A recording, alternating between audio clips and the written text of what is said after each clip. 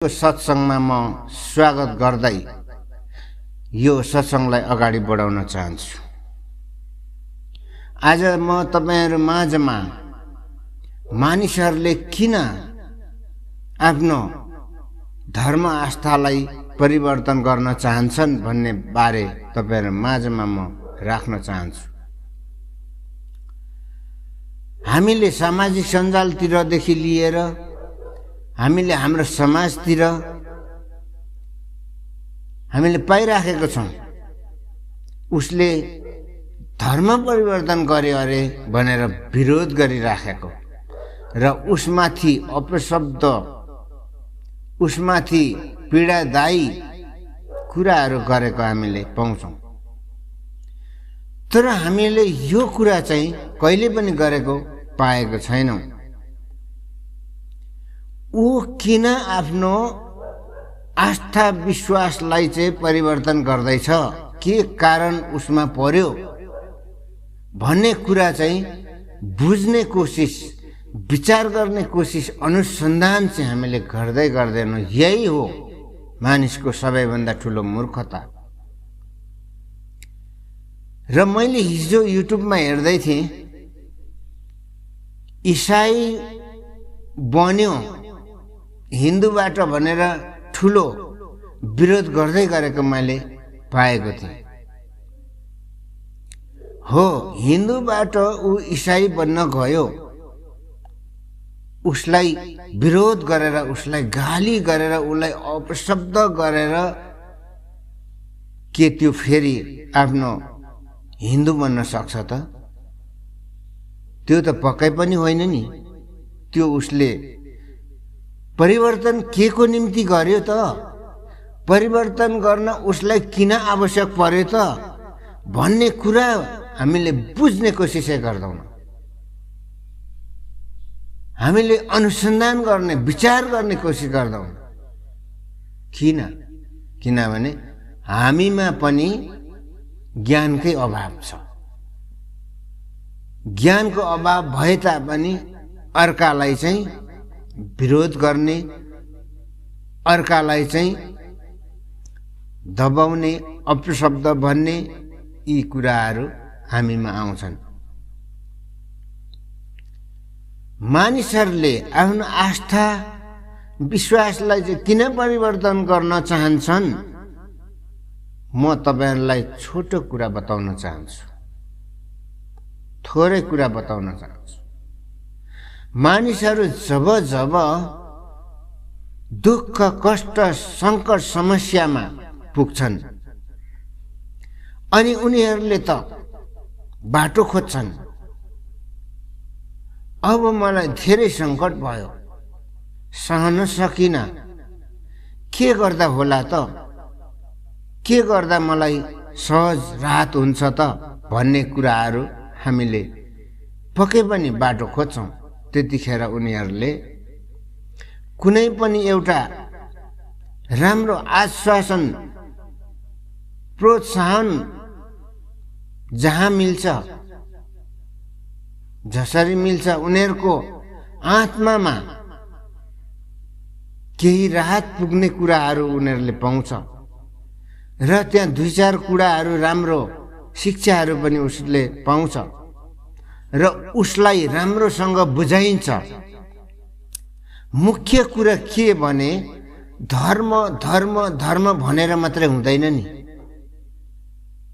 उनीहरूलाई त्यहाँ भएको राम्रो शिक्षा, उनीहरूले बुझ्ने भाषामा, बुझ्ने तरिकाले उनीहरूलाई बुझाउने हो भने उनीहरू त्यही कुरामा बलियो हुन्छन्।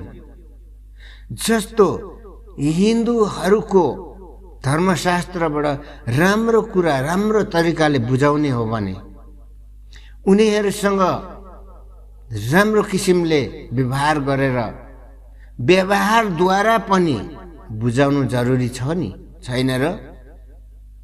मुखले फलाकेलकोले मात्रै त हुँदैन नि। व्यवहारमा पनि राम्रै कुरा देखिनु पर्छ अनि उनीहरूमा विश्वास बढ्छ अनि उनीहरूमा राम्रो कुराहरू उनीहरूले पाएको महसुस गर्छन् अनि उनीहरू बल्ल अडिग रहन्छन्, होइन र? कि पढेर सुनाउँदैमा शास्त्रका कुरा पुरा प्रवचन गरेर उनीहरूलाई सुनाउने अनि त्यतिखेरदेखि छोडिदिने हो भने उनीहरूमा त्यो कुरा कहाँ अडिन्छ, कहाँ रहन्छ र? किनभने व्यवहारिक त छैन। व्यवहारिक नभएपछि उनीहरूमा त्यो कुरा कहिले पनि रहन सक्दैन। त्यसकारण उनीहरू फेरि पनि कमजोर हुन्छन्, किनभने उनीहरूमा ज्ञान नभएको कारण नै जीवनमा दुःख कष्ट सङ्कट समस्या आउने हो। र सोचले ठुलो उद्देश्य लिने, त्यो उद्देश्यलाई पुरा गर्न नसक्दा पनि त हाम्रो आत्मा दुखी हुँदैन र? आत्मामा पीडा हुँदैन र? त्यो ठुलो उद्देश्य लिनु पनि त गल्ती हो नि, किनभने ठुलो उद्देश्य लिनु नै जीवनमा सङ्कट ल्याउनु, समस्या ल्याउनु हो।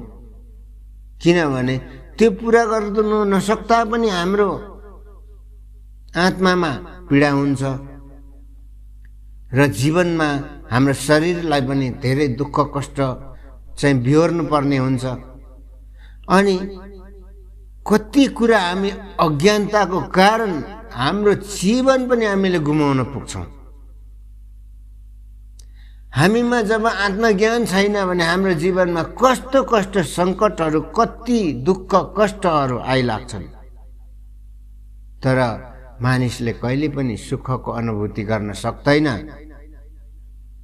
किनभने उसले सुखको अनुभूति गर्नु जान्नुपर्छ। सुखको अनुभूति गर्नु जानेन भने ऊ अरबपति खरबपति भए तापनि उसको जीवन दुःखदायी नै हुन्छ। त्यसकारण मानिसहरू अज्ञानताको कारण मार्ग उनीहरूले खोज्छन्।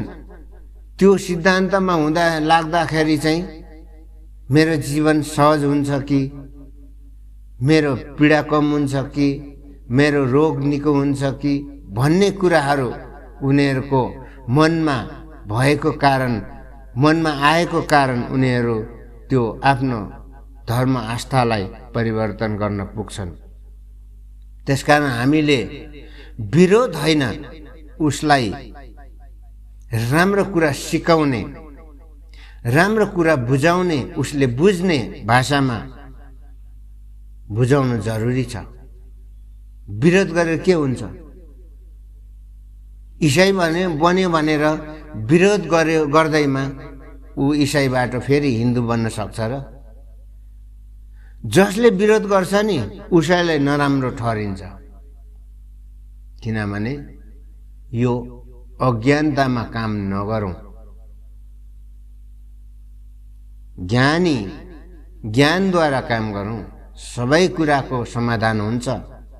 तर अज्ञानतामा गरेको कुरा, अज्ञानतामा गरेको काम, अज्ञानतामा हिँडेको बाटो, अज्ञानतामा बोलेको बोली, त्यो सबै असफल हुन्छ।